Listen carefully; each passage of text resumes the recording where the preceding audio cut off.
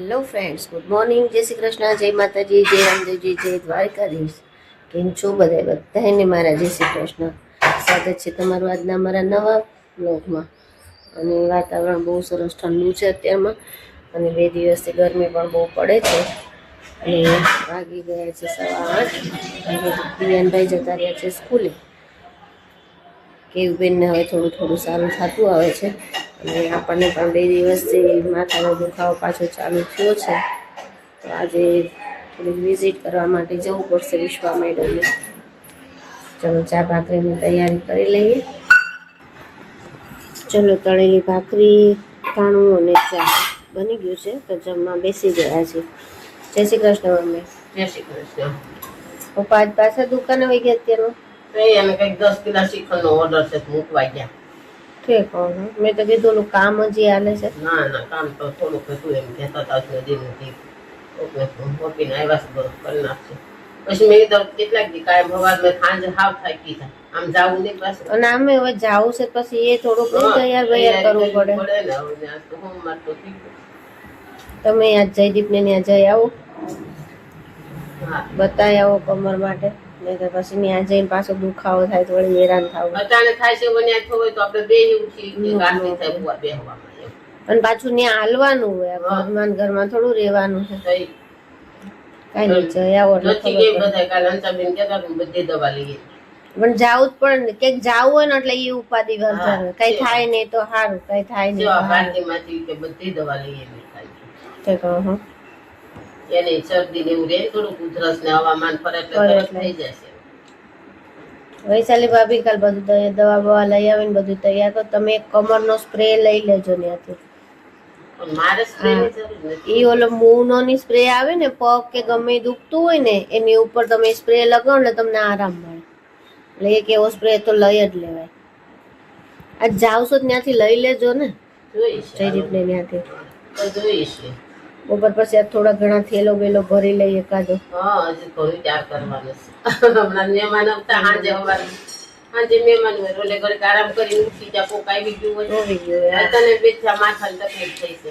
આજ તો મારે જાવું જ રેવાતું નહીં. હમણાં સારું હતું, આજ પાછું ચડ્યું છે બહુ. હા, કે મજા નહીં એટલે તું કામમાં ને મારે તૈયારી મારે જઈ યાદ આવે તે કરું થોડું ઘણું થઈ જાય. 2 દિન તો થાકી ગયો કેમ ઓલો જલ ના આરોપી ફાસમ ફાસ ઇચ્છા થતા હતા ને દાદાને બોલાવ્યા ને જમાદાર ભાજીન સીડી ચડીને થાકેલા. કેમ જમાદારને હું કામ બોલાવો?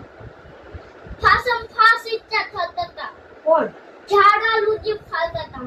એટલા બધા ખવાય કોઈ એને એમ કહેવાય પડી જાય તો વાગી જાય. પછી છે ને દાદાને જમાદારને બોલાવ્યું ને ભાજીન નીચો રોઈચો ને દોડીને સીડી ચડી ને ચાસ ઉપર જલ ને પીપી ચડી ને તો છે ને જમાદારનો આરો બોલાવ્યો ને તો ભાજીન ડીપ રૂટમાંથી આવીને છે ને 3 માળે આવ્યો.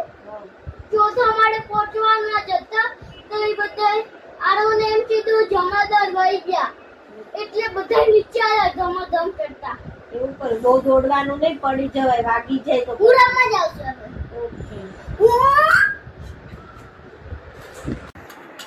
ચલો, જો ઇન્જેક્શન લઈ આવ્યા છીએ. ત્યાં થોડીક રાહત છે. તો મને શીરો બનાવ્યો છે. જમવું નહોતું બીજું કાંઈ, તો જો સરસ મજાનો શીરો બનાવ્યો છે. અહીંયા દિયાનભાઈ વિચારવાનું કાંઈ ઈચ્છા નહોતી જમવાની એટલે જયાબેન કહે છે કે તો શીરો બનાવી દઉં ગરમ એટલે ગરમ, ને. બીજું શાક ભાખરી નો ભાવે. અને મને હારું કુદરતી માથું ચડે ને એટલે ખાવાની ઈચ્છા બિલકુલ ન થાય. આવું વાવ થોડું ખવાય ને તો પેટમાં આવેલી દવા હોય અને હાવ ભૂખ્યા સારું પેટે. કે આ એમ. શીરો મારી લીધે જયાબેન દવાખાને ન જવાનું. કાંઈ જાય બીજું મારે કે હું તો અંદાજ આવું છે ને નકર હું તો જવાની જ નહીં. જવાના જ નથી. આ ના ભાઈ, જઈ આવું સારું છે.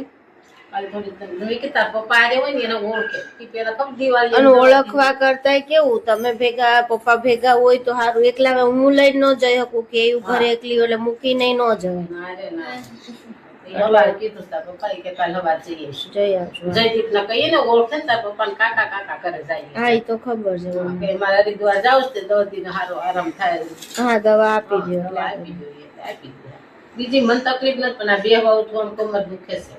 હા એક બાજુ પડતું હારે આ 3 દી થાય છે નકર કાંઈ કાંઈ ના હું એ જ કહેતી હતી સારું જવાનું થાય છે અને કાંઈક નું કાંઈક આવીને ઊભું રહી જાય મને છે. ચાલ હું તો અઠવાડિયે તો થોડુંક આખો દી ભીનું કામ કામનું કર્યું ને. દવાખાને હું હતી એટલે બધું કામ માથે હતું. હા તું જાણે ચા ભાખરી હું કરતો ખાઈને વહી વહી જાય. જતા પછી કાનાને રાખવો અને આખો દી કામ કામ કરો. કરવું. એટલે એમાં એને હિસાબે બે દી તો હાવ થાકી ગઈ. અહીંયા જો પેશન્ટ ઉલાડવા માંડ્યા છે શીરો. માપે ખાજો બેટા ઘી વાળું હજી બહુ નથી ખાવાનું. થોડુંક ખાજે પછી થોડુંક એવું લાગે તો ફ્રૂટ ને એવું ખાજે.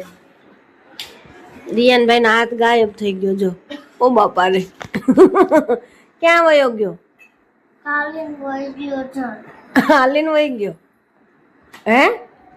અરે પેપર કેવું ગયું તો મને કે તું. પેલો નંબર જ આવ્યો.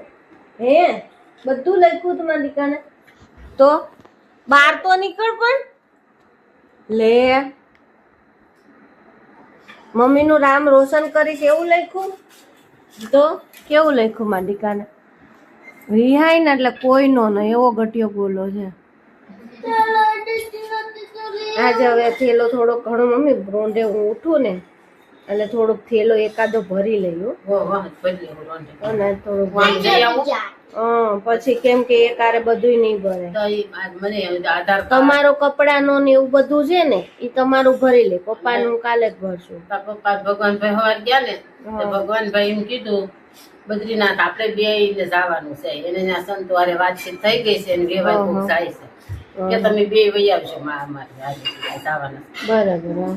એટલે તાર પપ્પાને છેતર નાખવું જોઈએ માથા ટોપી નાખવી જોઈએ બરાબર ત્યારે આવ્યા ને તે મોજા ને એવું નાખી મેં તો અમે નહીં આવી કે ત્યાં બહુ બરફ પડે છે ઠીક હા અને કઈક 23 તારીખે જ દર્શન ખુલે ખુલે છે. મેં તમને ન કીધું કે પૂજાબેન એમ કહેતા હતા હા. કે 22 કે એમ કેદારનાથ ના ખુલે છે, 23 બદ્રીનાથ ના ખુલે છે એવી એટલે બે રીતે જગ્યાએ જવાનો ટાઈમ નહીં નહીં રે. હા હા 23 કેમ કે 27 તો તમારે 26 તો ત્યાંથી નીકળી જવું 26 ની રિટર્ન ટિકિટ છે. અને 27 અહીં પહોંચી જાવ કાઈ નહીં એટલે જવા બે દેજો જગ્યાએ એને જવાનું બીજું નહીં. હું હા હા એટલે મેં કીધું તમે બે જઈ હા આવજો. બસ એને ભલે બે જવા જઈ આવજો. હાસ તો જવા જ દેવાય ને. હવે પછી પાછું શું ખબર જવાય ન હવે જવાય. પૂરું થઈ ગયું. હા એટલે જવા જ દેજો એની પછી ઈચ્છા કે હોય જોઈ તો. છીએ ત્યાં જઈને કે. હા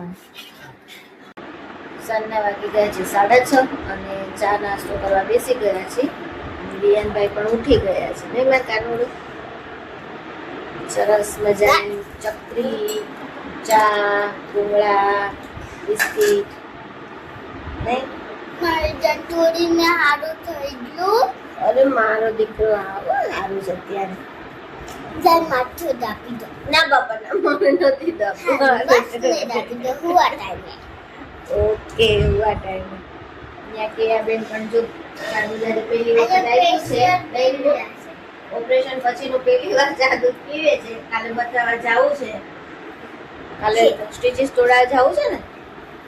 કાલે જવાનું છે હોસ્પિટલ સ્ટીચીસ માટે. તો હવે ખબર પડે આગળ શું કરવાનું છે. ઓકે પૂછું ડોક્ટરને પૂછશું ગામડે જવાનું. બેન ઈશારામાં સમજાવે છે મમ્મી પૂછજે ગામડે જવાનું કે નહીં. એટલું ગામડે એક્સાઇટેડ હતા જવા માટે પણ બેનનું નહીં, પોતે ઉતરી ગયો છે. પોતા કર.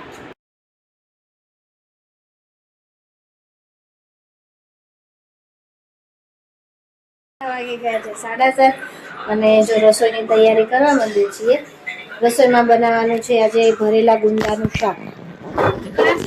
નહીં અમારે કોકની ફરમાઈશ હતી કે ભરેલ ગુંદાનું શાક બનાવો તો અમે જમવા આવી. તો જો મહેમાન પણ આવી ગયા છે. જય શ્રી કૃષ્ણ. જય શ્રી કૃષ્ણ.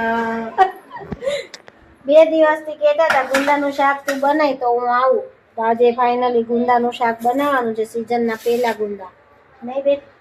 હા હજી કેરીનો રસ્તો જોકે નથી તો બનાવી છે. ના ના તમારી માટે સ્વીટમાં કંઈક મંગાવ્યું છે. હાવ શાક રોટલી તો કેમ દેવું. ના ના અમારે ચાલશે અમે મહેમાન નો કહેવાય ના ભાઈ ના તો અમને એમ થાય કઈ શાક રોટલી થોડું દેવાય છે.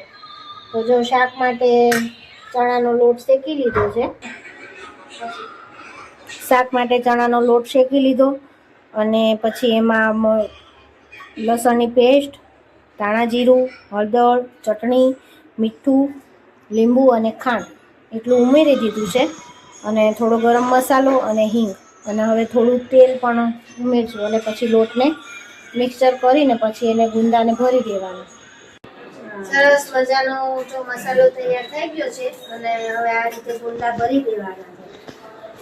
જો ગુંદા ભરાઈ જાય પછી આપણે વઘાર કરશું. પેલા ગુંદા ભરી દઈએ. મસ્ત ભરાઈ ગયા ને. સરસ મજાના ગુંદા ભરાઈને રેડી કરી દીધા છે અને હવે આપણે અહીંયા તેલ મૂકી દીધું છે. તેલમાં વઘાર માટે પહેલાં રાઈ, પછી જીરું, લીમડાના પત્તા, હિંગ અને હળદર એ બધું થઈ જાય પછી આપણે ગુંદા એડ કરી દેવાનું.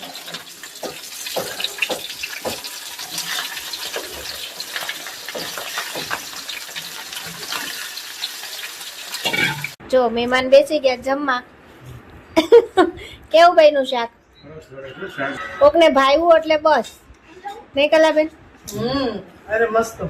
એવું ન ચાલે. આખા ગુંદાનું શાક હો. કેરીના રસ આરે તો બહુ મસ્ત લાગે. કોનો ફોન છે? દર્શનભાઈ કે હાલ ગુંદાનું શાક ખાવા. તમને જયાબેન કેવું લાગ્યું? આપણે બધું હારું. સારું જ લાગ્યું. આજે જયાબેન ગયા હતા મરચા કરવા, એ થઈ ગયું? શું કર્યું ચંપાબેન ઘરે? ગાજરની સીટી મસ્ત. એટલે ભરીને કર્યું? મરચાં ખાધા. એક્ટિવા ઠીક, કરે કાંઈ આપણે ઓલા રાયતા ને એવું કરીએ એવું? કેમ ગાજરની હવે આની સાથે આવતા. હા હા કેમ લેવા આવી છો? બરાબર. પત્તા કર્યા, બોળો કેટલા દી રોકાવશે? ઠીક. આવું તગારું કર્યું. ઓહો એટલું બધું લઈને કેમ? કેમ વો દઈ ગયા છે એવડો? ક્યારે?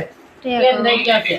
જમી કારવીન ગાર્ડન માં આવી ગયા છીએ. જો અહીંયા મામુ આવી ગયા છે અને પિયા આવી ગયા છે. હા મામા પિયા બધા આવી ગયા. બેન ને આવું તું મને વાર કીધું. હા ફોન કરીને મને કે મામુ તમે કયો તો ઈ કે તમે કહો ને તો આવા.